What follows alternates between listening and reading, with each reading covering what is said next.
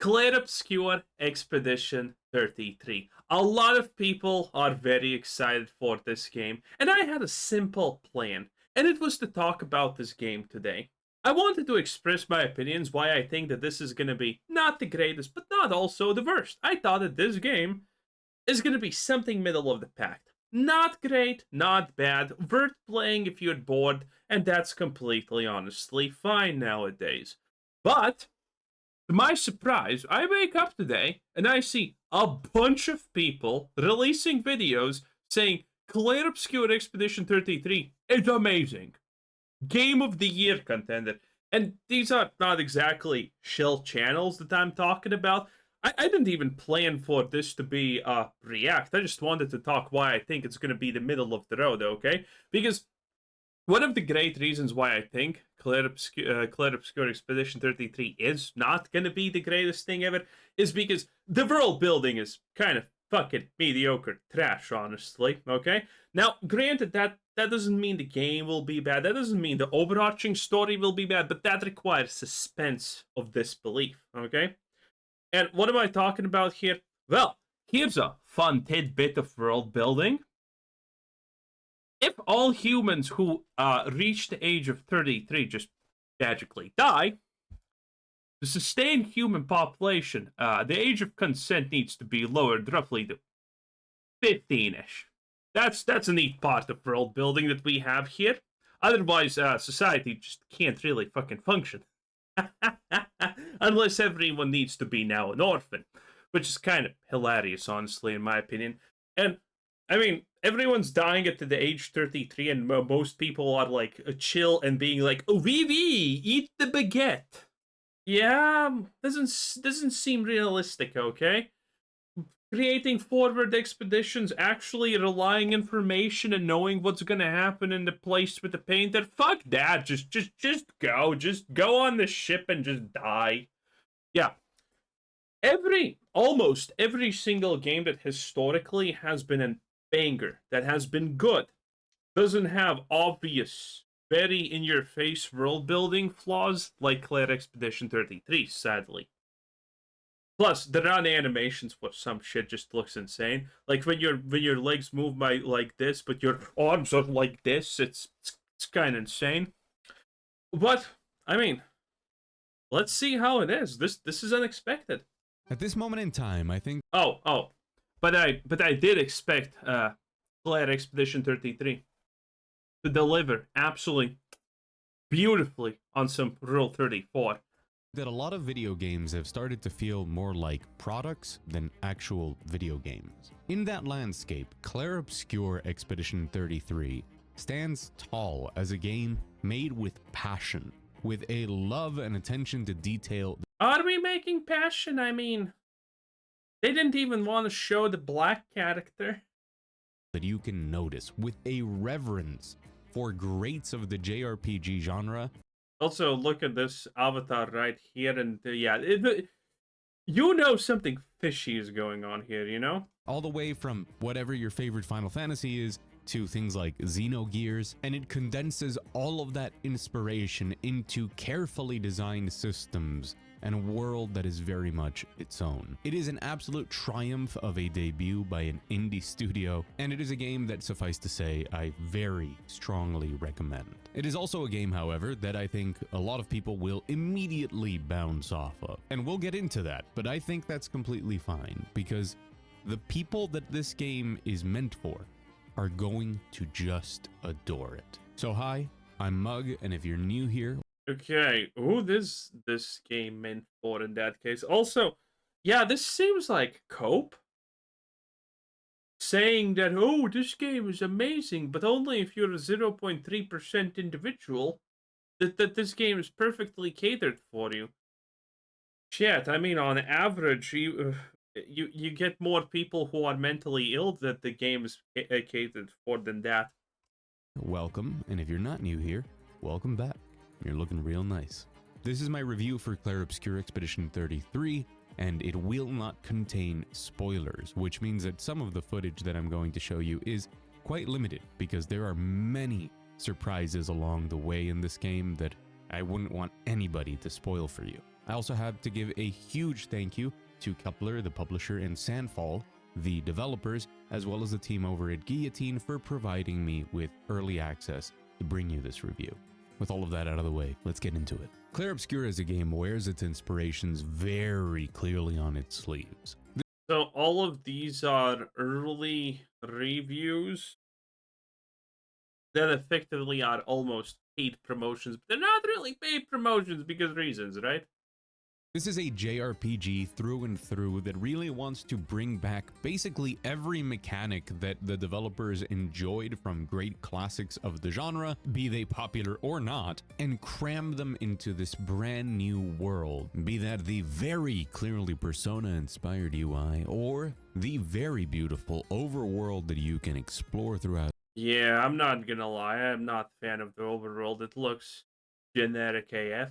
The game, or the very unique mechanics that are tied to every single character, inspired by a pseudo-post-apocalyptic Paris and threaded together with the love of art. As in, literally, art and color is a very important part of this world and technically some of the mechanics. The basic gist of the story is that many years ago there was a fracture, and after that, the Paintress appeared. A woman that paints on a giant stone monolith a number, and then everybody who is of that age dies. And since this countdown goes since 100, it means that every single year, more and more people die, and you know when you're going to die. The age at Actually, that's not true. More and more people don't die every year. There's probably roughly a cutoff where people kind of give up on having children. Yeah, people die less because not a lot of people are born. Yeah, that's actually how that would kind of happen. which you will cease to exist, and gommage, as it's called in the game, is pretty clear in this world where hope slowly dwindles. To combat this, since the very beginning, there have been expeditions that attempt to go to the monolith and stop this from happening, of giving everybody hope again to live their lives to the fullest. And Clair Obscur pulls no punches in delving deep into this idea of time and life and what you make of it. It is a game with excellent writing and very excellent performances. Okay, see, the most important part of a game like this is gonna be undoubtedly writing and storytelling. The combat seems cool though, but again, it's not gonna be the thing. It's like Persona, right? It is gonna be 100% based on writing and all and storytelling and all of those good things. And can you or can't you romance your teacher from high school? Important. Anyway, I don't know. When I see a world this woefully constructed, I instantaneously assume, well, if you made such basic fucking issues in world building that I doubt that are getting resolved, because you can't resolve issues of the world by going to a new place that's undiscovered and unknown. Okay? You kind of just throw all of that old world away. Now granted, we see no of the old world, but still. From a star-studded cast that features people like Charlie Cox, Andy Serkis, Jennifer English, as well as some surprises that I really didn't expect to love, but just overall excellent dialogue, excellent character writing, and a story that hits incredibly hard when it wants to. I was on the edge of tears for certain So she's supposed to be black, by the way. Again, I just want to mention that because doesn't even look that black. Looks more Indian, honestly. But then the side you can see the portraits. Man, that is some that is some Mediterranean Africa tier portraits. Okay. conversations, and I was genuinely laughing out loud, which is something I don't do very often in video games, with some of the characters and some of the dialogue, especially Esquier. You'll get to know Esquier. He's a special thing, and we should all love him for who he is. In the game, as you might imagine, you play as Expedition 33, which is the 77th expedition to go to the monolith, and maybe this might be the one to change everything.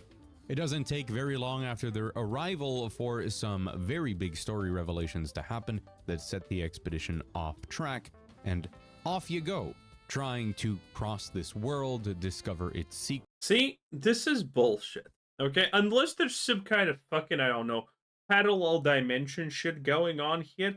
Um, go to place where evil painter that's gonna wipe out humanity be living at, and just not give information back to the people who are not going on the expedition. Like, that's so stupid. Like, this place should already be known what's happening. There should be armies there, but instead you kind of have like these random people. Secrets and reach the monolith in order to stop the paintress. Doing this regularly means following the main story while also taking some time to explore the world map and go to different side locations to obtain additional gear, weapons, abilities, and things like that for your characters as you progress. And of course, while there is quite a bit of exploration and running around different environments, as well as some platforming, which you can take this as a good thing or a bad thing, but it reminded me a lot of Only Up. And there's actual sections that I think are very much designed to be like that, but you know, without asset flips. At the heart of everything is combat. Clair Obscur, or Clair Obscur, for those of you who want to pretend you know French like I pretend, Oh, has one of the most interesting battle systems ever put into a JRPG, and this is really where the game is going to either make it or break That's bait right there, by the way. Fuck off. it for you. The combat system itself is turn-based, but pretty much everything that happens in the combat system has an active component to it. Be that very simple button Which you can turn off in the menu, by the way, which is kind of hilarious, I guess. presses that you need to hit in order to have your attack do more damage, or in some cases even work, as well as, very importantly, defense, where you can dodge every single thing that an enemy does. You can also parry it with stricter timing, and there are some additional attacks that require their own special inputs, like jumping and being able to counterattack during the jump, or gradient counters, which require a different parry but a great opportunity for damage. This active part of the combat system, where you really need to memorize the timings and react accordingly to every single enemy, and by the end of the game, you'll know pretty much every single enemy's attacks and the different strings that they do for them, is a must. It is essential to the game, and while you can select a difficulty that is lower and kind of ignores a lot of it, you really are at that point just playing a lesser game. You're playing a version of the game that's there for those of you who want to just enjoy the story. Also known as reviewer mod. Very often, and not Game journalism. less demanding than, it reminded me of Sekiro with its parry. You memorize a lot of the different enemies' patterns, and then you react accordingly and make different decisions on whether you should dodge, on whether you should parry, which can give you more action points to spend on your turn, or even perfect parrying the entire chain of attacks of an enemy in order to counterattack them. And I know for a fact that some people will just immediately bounce off of this game because of those requirements, or hit a certain difficulty wall where they just can't get the timing down for some of the attacks, especially in the very late game. You're going to be memorizing strings of 8, 9, 10 different attacks that if you do not dodge correctly, if you miss 2 or 3 of those dodges, you will die. And I know some people will look at that and say that's not what they want from a JRPG, and I think that's Well, this is what I want from a JRPG. totally fair. Damn, But boy. for me, a person who loves these active components in their Also, the fact that mommy has, doesn't wear footwear for obvious reasons. Very cool. JRPGs, be that stuff like Mario and Luigi or Yakuza, I absolutely loved the combat system in Clair Obscur because aside from that active part, it doesn't sacrifice any of the craziness. There is a lot to learn about the combat system in Clair Obscur, and in my opinion, it is very well introduced to the player slowly throughout the These kinds of systems are a double-edged sword because there's always going to be two groups of people. The people who instantaneously are good at dodging for some fucking reason, and people who aren't good at dodging and they need to learn it. So the people who are good at dodging are going to be pretty happy. Because again, it's either you naturally get it when the timing is supposed to happen, or you don't. You know, it's like something like Rubik's spell steal from Dota 2. If you're too good, you steal Tide's Ravage before he casts the Ravage. So good luck. opening hours. Your characters all operate on action points, which you gain through different methods in combat, including parrying an opponent, which is very difficult and strict on timing, and even by dodging with certain passive abilities you can obtain, and you can then spend those action points on either shooting people with the free aim system, think something like Persona 5, or on your skills, and if you choose to simply basic attack, you will gain some AP. However, from there, the way that everything can spiral out of control with your passives and how you decide to build a character and how they will actually gain AP, do damage, resist, or take advantage of even being afflicted. Also, I just want to say this. Rapier is the only sword style, or sword in general, that doesn't make you gay. Okay, everyone else, every other else type of sword, very homoerotic. Okay, with status effects and afflicting others with them is what really makes the whole thing shine. Once you combine that with that ability to dodge every single attack or to parry into counters or other actions that you can take while on the defensive, it becomes an incredibly addictive combat system that really gets your creativity flowing with all of the tools that are presented to you. There is an intense amount of very satisfying and very rewarding buildcraft in this game. And that starts with the different characters. Now, I don't want to get too deep into the playable characters and the party members in the game, but every one of them is very unique and has their own mechanic that they can use and that can synergize or not, or actually go against some of the mechanics that other characters have. And building your party out and choosing within the very good flexibility that there is in the different branches of the skill trees of characters, it all leads to a lot of strategizing before combat and then executing that plan while literally not missing the execution side of the active components of it. Each of the... Now, granted, I do like about this game that, you know, look at that! Look at that jawline. Feminine. Ooh, man. You don't see a lot of women who look like women now in games, do ya? Characters has a long list of different weapons. All of them come with their own unique passives. Sometimes they are completely transformative passives on those weapons that will make you reconsider your entire build for that character and then subsequently the build of every other character. On top of this, the main gear that you equip are called pictos. Pictos come with their own stats, which can be very, very important for different characters, but also with a passive that after you use that picto in battle is unlocked and can be equipped to any character. Not the stats, just the passive. But some of those passives are very impactful, and they will allow you to, in combination with that equipment, those pictos and those weapons, come up with any sort of wacky build that you want. Do you want to create a hyper tank character that actually never dodges attacks when they are targeted by themselves and that when they get hit, they increase in power? Yeah, go for it. Have a blast. Do you want to strategize around making a character attack like 20 times per turn and have multiple turns, but their overall damage is low, but maybe they apply a lot of status effects? Go for it. And you can also start devising a way that another character in your party can take advantage of all of those status effects to amplify their damage. There is a lot of flexibility and a lot of fun to be had here, and you won't really need it that much until you reach the end game, at which point the overall difficulty and the requirements of damage that you will have to pump out even on normal difficulty will require you to engage with all of that buildcraft, and oh, is it satisfying. Some of the boss fights that are to be found, the secret stuff towards the end of the game, are some of the most satisfying boss fights that I've had, with 10, 12 retries in fights that took over 10 to 12 minutes of perfect dodging and execution of a carefully crafted plan before going in, and when it all came together,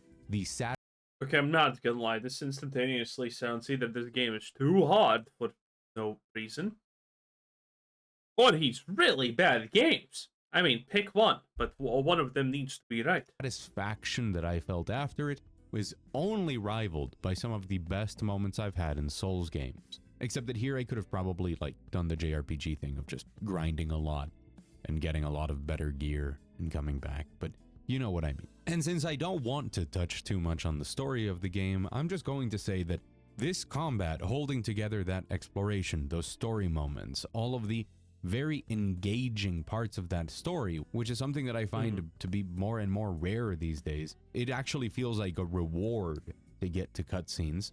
Created a game that is honestly firing on all cylinders most of the time, and it just so happens that all of the cylinders that it uses are things that I, as a now aging JRPG nerd, love.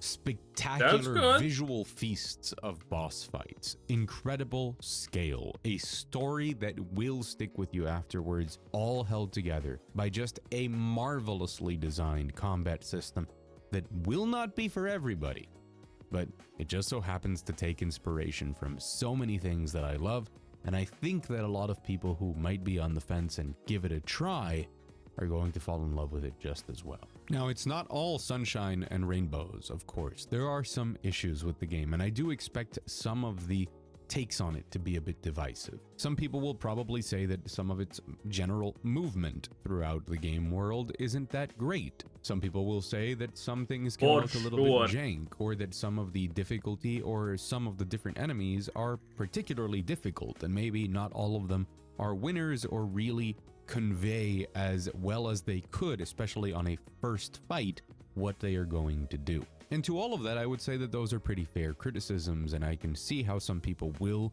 come up against certain parts of this game where maybe its budget and its indie status shows a bit more, and come away either disappointed or a little bit frustrated at some of those details. But at the end of the day, for me, they were details, and as I kept playing more and more, I don't think this is good. Okay, listen, if you can't properly do this, I'm sorry, but it is what it is. Of the game, every small blemish that I didn't enjoy kind of faded into the background as I became more and more invested in the story, the characters, in my builds, in what was coming up next, and in memorizing and committing to memory every single one of the spectacular designs of the different enemies that you would face. For every small blemish that I found, there was something that just mattered more to me. The importance of collecting new costumes, new aesthetic options for the characters as rewards for side content, just to me speaks of development. Listen, none of these costumes matter shit unless there's bikinis. I'm gonna be real, okay? Just put in fucking bikinis here. Also for the dude, I guess. And we're off to the races, okay? Best-selling game of the year, absolute 10 out of 10 banger. No one can even hold a candle to this, okay? Developers that know exactly what their audience wants, especially because those costumes show up in every single cutscene. For every enemy that was maybe a little bit frustrating or could do with some tuning on its timing, there was another enemy that was a visual feast that absolutely blew me away, especially... Okay, now it's a little bit too much glazing without being specific. I don't honestly like when people do this and they can't be specific. But yeah, interesting. Well, if this is really good, that's a win. Again, I still think it's going to be mediocre because, I mean... there are reviews from people that I don't think are necessarily shills. But there are also the same kind of reviews from people who are shills. So, it is gonna be definitely something, one might say. Anyway, that was Mug Thief. 10 out of 10. Bye.